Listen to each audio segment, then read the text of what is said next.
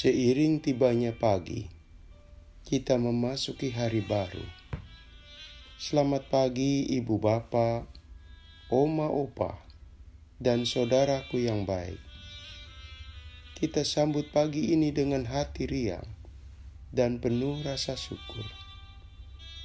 Firman Tuhan yang kita renungkan, Keluaran 16 ayat 2. Kalau kami mati tadinya di tanah Mesir oleh tangan Tuhan, ketika kami duduk menghadapi kuali berisi daging dan makan roti sampai kenyang. Sebab kamu membawa kami keluar ke padang gurun ini untuk membunuh seluruh jemaah ini dengan kelaparan. Saudaraku, sebuah pepatah bangsa Jepang menyatakan, kita tidak dapat perang dengan perut kosong. Artinya, makan itu ikut menentukan keberhasilan apa yang ingin diraih. Memang, dengan makan terhimpunlah energi dan rasa semangat. Dua hal itu penting dalam sebuah peperangan. Tidak heran, salah satu bekal logistik berupa makanan sangat penting. Tentara Napoleon yang hebat gagal menaklukkan Rusia dikarenakan kekurangan makan dan kelaparan. Di momen bukan peperangan, makan itu juga sangat diperhatikan orang modern untuk melancarkan percakapan bisnis, perundingan politik, dan kepentingan tertentu lainnya. Kehadiran makanan sangat diperhitungkan. Memberi kesenangan awal lewat makanan menjadi kunci percakapan berjalan baik. Saya pernah diundang ke rumah seseorang. Begitu tiba, belum lagi meredakan nafas, tuan rumahnya langsung berkata, "Pak Pendeta, sebelum kita bincang-bincang, mari kita makan dululah."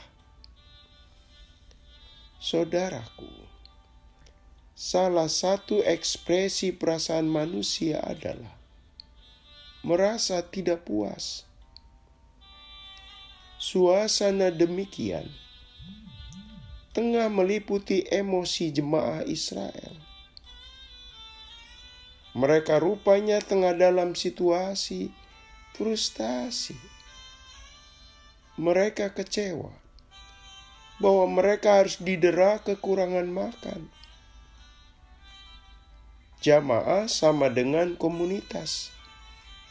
Itu artinya mereka bersama-sama secara kolektif merasa tidak puas. Mereka secara ramai-ramai bersungut-sungut. Kita bisa bayangkan repotnya Musa dan Harun meredakan kekecewaan mereka.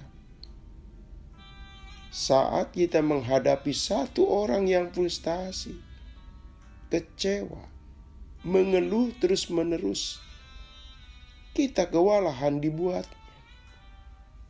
Apalagi ini komunitas yang jumlahnya bisa ribuan atau lebih.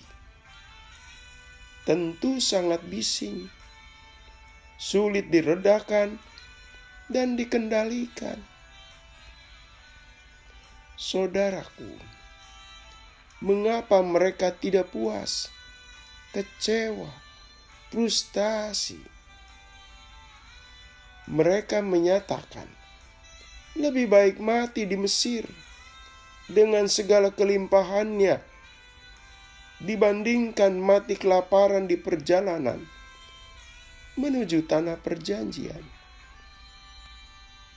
Rupanya, problem kekurangan makan tidak bisa dianggap sepele. Kebutuhan kampung tengah, tanda kutip, bisa memberi efek ke emosi, terutama perasaan ketidakpuasan.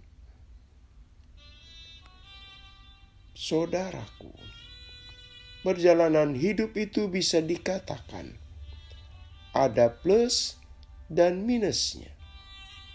Ada kelebihan dan ada kekurangannya. Jemaah Israel memiliki kelebihan atau plusnya dengan keluar dari Mesir. Status mereka bukan lagi budak. Bukan lagi budak yang ditindas bangsa lain. Orang merdeka. Bebas dari penderitaan yang jeritannya terdengar oleh Tuhan. Tapi, sebagaimana dinamika perjalanan, ternyata dengan keluar dari Mesir, ada harga yang harus dibayar. Dalam hal ini, tidak tersedia makanan dengan mudahnya. Makanan tak semelimpah saat mereka hidup di Mesir. Tidak ada lagi periode hidup di mana kuali mereka penuh dengan daging yang dimakan dengan roti berkecukupan. Masa perut penuh makanan telah lewat. Mereka tidak siap dengan situasi kekurangan makanan dan kenikmatannya. Saudaraku, sikap frustasi adalah fokus perhatian hanya pada melihat kekurangannya. Kekurangan yang memicu lahirnya ketidakpuasan. Pada sisi lain, orang yang tidak puas atau frustasi tidak mampu dan mau melihat sisi lain dari sebuah realitas, terutama sisi positifnya. Dalam hal ini, kelebihannya. Mereka laksana mengenakan kacamata gelap melihat realitas ini. Saudaraku, setiap realitas selalu ada banyak sisi. Ada sisi kelebihan dan ada kekurangannya. Kegagalan jamaah Israel sehingga jatuh pada sikap tidak puas adalah mereka hanya melihat pada satu sisi kekurangannya saja. Betul, mereka harus berhadapan dengan kurang makan. Mereka lupa kebebasan atau kemerdekaan dari perbudakan lebih berharga dari kurang makan. Disinilah kita belajar bahwa kita mampu menghadapi realitas tertentu, bahkan berat sekalipun, tatkala kita tidak melihat secara sempit dari kekurangannya saja. Kita akan mampu bersyukur jika melihat dan menghargai kelebihan atau nilai plus dari realitas kehidupan kita. Saudaraku, kiranya kita punya hikmat menghadapi plus minusnya kehidupan. Mari kita berdoa. Tuhan, kiranya Engkau memampukan kami untuk melihat realitas dengan rasa syukur di dalam Engkau. Dalam nama Tuhan Yesus kami berdoa. Amin. Selamat pagi saudaraku. Selamat memasuki pagi baru. Bersama Pendeta Emeritus Supriyatno. Tuhan memberkati.